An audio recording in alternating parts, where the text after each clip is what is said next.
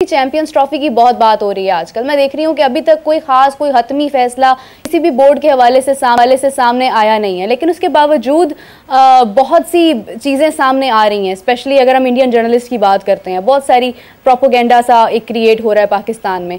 Do you think कि champions trophy का जो एक इशू चल रहा है, पाकिस्तान इसके ऊपर कंप्रोमाइज करेगा? देखिए, अगर आज तक जो पाकिस्तान भारत के हालात है और जो सूरत हाल है उसको देखते हुए और जो इंडिया के जर्नलिस्ट इन चीजों को रिपोर्ट कर रहे हैं, उनमें हमारे दोस्त हैं कुछ जो इंडियन जर्नलिज्म में बहुत बड़े बड़े नाम हैं। हाँ। तो उनके नामों को देखते हुए तो लग रहा है कि शायद भारत का पाकिस्तान आना नामुमकिन तो नहीं है, लेकिन आसान भी नहीं है। अब देख रहे हैं कि पाकिस्तान क्रिकेट बोर्ड, मोहसिन नकवी साहब ये अपने कार्ड किस तरह खेलते हैं, लेकिन जो हमें इस वक्त एडवांटेज है कि मोहसिन नकवी साहब इंटीरियर मिनिस्टर भी है और पीसीबी चेयरमैन भी है। इंडिया के पास जो एक बहाना है जिसकी वजह से वो पिछले 14-15 साल से पाकिस्तान आने से मना कर रहे हैं, वो कहते हैं कि जी पाकिस्तान के सिक्योरिटी हालात ज्यादा अच्छे नहीं है। तो मोहसिन नकवी साहब से बेहतर कोई शख्स नहीं है जो इंडियन क्रिकेट टीम को एश्योरेंस दे। और जब दुनिया की सारी बड़ी टीमें पाकिस्तान आ रही हैं, इंग्लैंड आ रहा है, Australia, south Africa, New Zealand, Sri Lanka, West Indies, तो इंडिया का क्या मसला है? लेकिन अगर सिर्फ इसलिए कि जो बीजेपी का बयानिया है, जो नरेंद्र मोदी की हुकूमत का बयानिया है एंटी पाकिस्तानी, उसको तकलीफ देने के लिए, अपने वोटर्स को खुश करने के लिए, तो मेरे ख्याल में खेल को अलग कर दें, सियासत को अलग कर दें, ये खेल के लिए नुकसानदेह है। फिर अगर इस बार भी इंडिया धोखा दे देता है और पाकिस्तान नहीं आता, तो पाकिस्तान के पास फिर मौका है कि अगला T20 वर्ल्ड कप, अगर मैं गलत नहीं कह रहा तो भारत ने होस्ट करना, और भारत ने कम से कम 3 ICC इवेंट होस्ट करने। हम 2016 में इंडिया गए, हम पिछले साल अक्टूबर-नवंबर में इंडिया गए, तो हम हर बार कॉम्प्रोमाइज कर देते हैं। जब हमारा नंबर आता है तो एशिया कप के वक्त भी बहुत बड़ी बड़ी नजम सेठी साहब ने बातें की थी और आखिर में हमने जो हाइब्रिड मॉडल था वो एक्सेप्ट कर लिया। तो मेरे ख्याल में इसमें ICC को भी रोल प्ले करना है और पाकिस्तान क्रिकेट बोर्ड को फॉरेन मिनिस्ट्री के साथ, गवर्नमेंट ऑफ पाकिस्तान के साथ, प्राइम मिनिस्टर शहबाज शरीफ के साथ बात करके अपने कार्ड्स को बहुत मोहतात अंदाज में आगे बढ़ाना है और बहुत मोहतात अंदाज में इस केस को लेकर चलना है। लेकिन मेरा नहीं ख्याल कि कोई इंडिया का जवाब बनता नहीं है कि पाकिस्तान ना आए।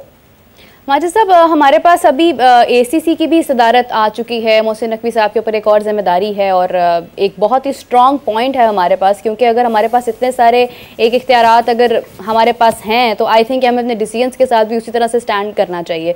PCB ने अगरचे जिम्मेदारी ICC की लगाई है कि वो BCCI को कन्विंस करते हैं, नहीं करते हैं, मौजूद अगर वो क्रिकेट में आगे पाकिस्तान आना चाहते हैं या नहीं आना चाहते हैं, लेकिन इन तमाम जिम्मेदारियों के बाद आपको लगता है कि ICC किसी किस्म का कंप्रोमाइज करेगी हमारे ऊपर? हम अगर स्टैंड करते हैं अपने फैसले के साथ, जिस तरह से आप कह रहे हैं, तो उसके बाद इसमें कोई तब्दीली नहीं होगी इस फैसले में?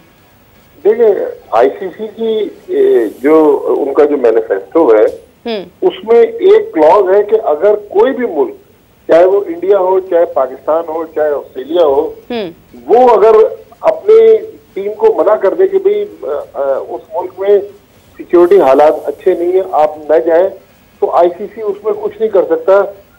ये तो फिर अगर इंडिया अपनी हटदर्मी पे उतरा हुआ है तो उसको कोई रोक नहीं सकता। मैं आपको 2-3 मिसालें बता देता हूँ। 96 में जब पाकिस्तान, भारत और श्रीलंका ने वर्ल्ड कप होस्ट किया तो वेस्ट इंडीज और ऑस्ट्रेलिया की टीमें उन्होंने पॉइंट फोरफिट कर दिए, वो श्रीलंका नहीं गई और पाकिस्तान ने जाके वहां पर एग्जीबिशन मैच खेले। फिर 2003 के वर्ल्ड कप में इंग्लैंड की टीम, उसने रॉबर्ट मुगाबे की हुकूमत थी, उसने पॉइंट फोरफिट किए, वो जिम्बाब्वे नहीं गई। 2009 में जो पाकिस्तान ने इंग्लैंड में T20 वर्ल्ड कप जीता, इंग्लैंड की हुकूमत ने जिम्बाब्वे को T20 वर्ल्ड कप के लिए वीजे ही नहीं दिए। तो ये बहुत सारी मिसालें हैं, लेकिन मैं वही आपसे अर्ज कर रहा हूँ कि पाकिस्तान क्रिकेट बोर्ड अगर मोहतात अंदाज में थोड़ी लॉबिंग करे। देखिए, आज हमारे लिए जो इंटरनेशनल क्रिकेट में मसाइल हैं उसकी बेसिक वजह ये भी है कि इंटरनेशनली आज हम आइसोलेट है। अफगानिस्तान भी हमारे साथ वैसा बर्ताव नहीं करता जितना हमने उनके साथ नेकियां की हुई है। श्रीलंका भी 50-50 है। जाहिर है इंडियन मार्केट का पैसा इतना ज्यादा है, बांग्लादेश वो भी पूरी तरह पाकिस्तान के साथ नहीं है। तो ये जो हमारी लॉबिंग का मसला है कि इंटरनेशनली पाकिस्तान के पास इतनी अच्छी और मजबूत लॉबी नहीं है, और इंडियन मार्केट में चूंकि पैसा बहुत है, आईसीसी के मोस्टली जो स्पॉन्सर्स हैं वो इंडियन कंपनियां हैं, इसलिए आईसीसी को भी इंडिया की तरफ जाना पड़ता है। लिहाजा जब तक इंडिया कन्विंस नहीं होगा, मेरे ख्याल में आईसीसी को उसको पाकिस्तान में लाना वो काफी मुश्किल दिखाई दे रहा है। बिल्कुल सही है। और मेरे ख्याल से जब हम इसी तरह की चीज़ें खेल के साथ करते हैं तो हमारी खेल को ही उस चीज़ का नुकसान पहुंचता है। पाकिस्तान इंडिया का मैच ना सिर्फ पाकिस्तान में बल्कि दुनिया भर में सबसे ज़्यादा अहमियत का हामिल होता है। मारिस साहब मेरे साथ उमैद आसिफ भी मौजूद है और मैं अभी उनसे डिस्कस कर रही थी कि अगर हम सेंट्रल कॉन्ट्रैक्ट की बात करते हैं, खिलाड़ियों को बेजा मौके भी हम देते हैं, उसके बाद फिर उनकी कैटेगरीज में उनको लेकर जाना, शादाब को नीचे ले आना, नसीम शाह बहुत डिजर्विंग है, उनको हम नंबर 1 पर यानी ए कैटेगरी में लेकर आ रहे हैं। इसके बावजूद आप डोंट यू थिंक कि खिलाड़ियों के साथ ये कहीं ना कहीं उन्हें तनज़्ज़ुली का शिकार बनाना भी है? आप पहले खुद ही उनको मौके दे रहे हैं, फिर उनको टेस्ट करने के बाद भरपूर मौके देने के बाद आप उनको खुद ही नीचे लेकर आ रहे हैं, तो क्या ये तरीकाकार मुनासिब है? देखिए, सबसे पहले मैं उमैद आसिफ की बात करता हूँ कि ये वो पाकिस्तान के प्लेयर्स हैं जो हाईली अंडररेटेड है, जिनको मेरे ख्याल में बहुत अरसे पहले पाकिस्तान के लिए खेल जाना चाहिए था, लेकिन अनफॉर्चुनेटली हमारे यहाँ जो एक सिस्टम है, बाज़ दफा दोस्ती यारियां भी चलती हैं, बाज़ औक़ात लाइकिंग डिसलाइकिंग की वजह से भी प्लेयर इग्नोर होते हैं। मैंने काफी इनको फॉलो किया पीएसएल में, और मैंने इनको दुबई में बेतहाशा इनके मैचेस कवर किए। फिर इनका जो स्टाइल है, तो हमारे पास प्लेयर बुरे नहीं है, हमारे पास एक तो आंख नहीं है जो प्लेयर्स को परख सके, दूसरा लाइकिंग डिसलाइकिंग की वजह से भी हमारे बहुत सारे प्लेयर्स जो हैं वो या तो उनके कैरियर तबाह हो जाते हैं या फिर वो इंटरनेशनल क्रिकेट में आने से जो है वो मना हो जाते हैं। लेकिन जो सेंट्रल कॉन्ट्रैक्ट का मसला है, मेरे ख्याल में शायद मैंने इस 25-30 साल के अंदर दुनिया में सारे मुल्कों में मैंने क्रिकेट कवर की जाने का इत्तेफाक हुआ, बड़े बड़े जर्नलिस्टों के साथ प्रेस बॉक्सेस भी शेयर किए, लेकिन मेरे ख्याल में शायद पाकिस्तान दुनिया का वाहिद मुल्क है। शहरियार साहब के दौर में मेरे ख्याल में 2003 में या 4 में पहली बार पाकिस्तान में सेंट्रल कॉन्ट्रैक्ट इंट्रोड्यूस हुआ। आज हम 2024 के जुलाई के भी एंड में खड़े हुए। हर बार सेंट्रल कॉन्ट्रैक्ट जो है ये एक मजाक हमारे यहाँ बन जाता है कि किसको देना है, किसको नहीं देना, किसकी तनज़्ज़ुली। भाई देखिए, एक इसमें कोई रॉकेट साइंस नहीं है, क्लियर कट फार्मूला है। अगर उमैद आसिफ परफॉर्म कर रहे हैं तो उसको आप पाकिस्तान टीम में लाके ट्राई तो करें ना। आपने ये कह देना कि हमारे पास ऑलराउंडर नहीं है, भाई ऑलराउंडर तो है। बिल्कुल सही बात। आप खतरात से खेलने के लिए तैयार नहीं है। पास में हमने देखा इमरान खान घरों से प्लेयरों को बुलाकर डेब्यू करवा देते थे।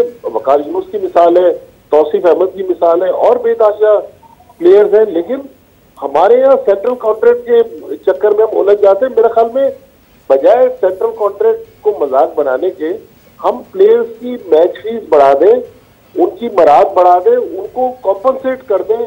लेकिन ये सेंट्रल कॉन्ट्रैक्ट में जी फलां को प्रमोट कर दें, फलां को डिमोट कर दें, मैं तो इसके हक में नहीं हूँ। अब 20 साल के इस तजर्बे के बाद और पिछले साल जब प्लेयर्स ने अपनी मर्जी से पैसे बढ़वाए, एक कैटेगरी में तकरीबन 55 से 60 लाख रुपए एक प्लेयर को मिल रहे थे। प्लेयर को पैसा मिल रहा है, जाहिर है उन्हीं की तरफ से पैसे आ रहे हैं, उन्हीं की वजह से आ रहे हैं, उनको मिलने चाहिए।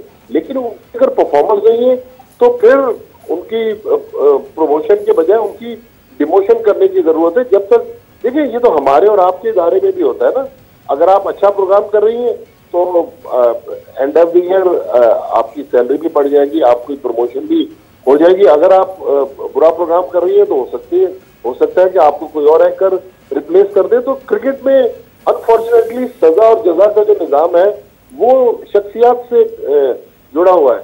मेरे ख्याल में अब हमें शख्सियात और स्टारडम से निकलकर हकायक की तरफ जाना चाहिए, अगर वाकई हम अपने क्रिकेट को खड़ा करना चाहते हैं।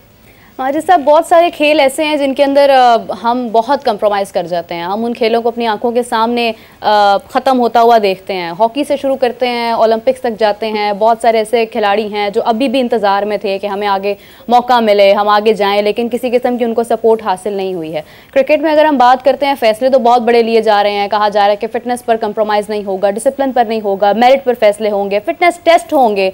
तो जो लोग खेल रहे हैं, जो फिटनेस इतनी इस गर्मी में जहाँ पर ट्रैवल करना इतना मुश्किल है, वहाँ पर इतनी प्रैक्टिस करना, घर से पानी लेकर आना, टॉवल तक घर से लेकर आना, किसी किस्म की कोई सपोर्ट ना होना, ये भी तो मुनासिब नहीं है ना। फिर खिलाड़ी क्यों इतनी मेहनत करें और उनको यकीन भी नहीं है कि आने वाले वक्त में उनकी सिलेक्शन होती है नहीं होती है। देखिए, ये बात तो हकीकत है कि अगर खिलाड़ी को उसकी मेहनत का सिला ना मिले तो वो डिसार्ड तो हो जाता है। लेकिन आज जितनी सहूलतें हैं, मैं आपको 80s की बात बताऊं कि जो कायदेदार ट्रॉफी वगैरह के मैच होते थे, प्लास्टिक या जो वो जो स्टील की बाल्टियां होती हैं, उसमें पानी आया करता था वाटर ब्रेक में और ड्रेसिंग रूम में। आज तो मिनरल वाटर और पता नहीं बड़े बड़े कैटरर्स से उनके खाने आ रहे हैं। लेकिन वो जो प्लेयर थे, उन प्लेयर्स की आप क्वालिटी देख लें। हाँ, बाद में उनके पास पैसा आया, लेकिन जब वो इस मकाम पर पहुंचे, लेकिन अगर ग्रास रूट पर मेरा ख्याल में हम जो सबसे ज्यादा जो हमारी क्रिकेट को नुकसान हो रहा है, वो मेरी और आपकी वजह से नहीं हो रहा। वो जो क्रिकेटर पीसीबी के सेटअप में है, वो ही इस सिस्टम को नुकसान पहुंचा रहे हैं। लेकिन मेरे ख्याल में जब तक हम अपनी जो ग्रास रूट है, अपनी क्रिकेट की बुनियाद को मजबूत नहीं करेंगे, तो इस बिल्डिंग को खड़ा जब करेंगे तो वो बिल्डिंग तो धड़ाम से गिर जाएगी। लिहाजा मेरे ख्याल में जो हमारे ग्रास रूट में लड़के जो क्लब क्रिकेट खेल रहे हैं या उसके बाद इंटर डिस्ट्रिक्ट खेल रहे हैं या दूसरे जो रीजनल टूर्नामेंट्स खेल रहे हैं, उनको ठीक है आप मिनरल वाटर ना दें, लेकिन मुनासिब इंतजाम होना चाहिए। मैं आपको बताऊं कि कराची में पिछले दिनों फजल महमूद के नाम से जो इंटर क्लब टूर्नामेंट हुआ, उसका जब फाइनल था केसीसी स्टेडियम में, तो वो ड्रेसिंग रूम भी नहीं खुले हुए थे। भाई, ड्रेसिंग रूम के ताले खोल के प्लेयर अगर गर्म मौसम में पंखे के नीचे बैठ जाएंगे और टॉयलेट वगैरह साफ सुथरे इस्तेमाल कर लेंगे, तो इससे किसी को नुकसान तो नहीं है। ये इतने बड़े बड़े हमने बिल्डिंगें खड़ी कर दी, इन प्लेयर्स के लिए है ना। तो मेरे ख्याल में क्वालिटी की तरफ पाकिस्तान क्रिकेट बोर्ड को जाना चाहिए। बहुत ज्यादा क्वांटिटी जो है ना, वो भी नुकसानदेह है। अब दुनिया में आप देखें, हम बार बार भारत की बात करते हैं। भारत ने मेरे ख्याल में अपने क्रिकेट सिस्टम में बहुत माइनर सी चेंजेस की होंगी, लेकिन मैं अपनी जर्नलिज्म कैरियर में बता दूं, मैंने 15 से 20 बार मुख्तलिफ चेयरमैन को देखा है कि कोई चेयरमैन कोई निजाम ला रहा है, कोई निजाम ला रहा है, कोई कह रहा है कि हम ऑस्ट्रेलिया का निजाम ले आए, अब तो हमारे पास प्लेयर्स की फैक्ट्री आ जाएगी। और ऐसे वर्ल्ड क्लास प्लेयर तो भाई वो ऑस्ट्रेलिया के निजाम से जो प्लेयर निकले थे वो कहाँ चले गए।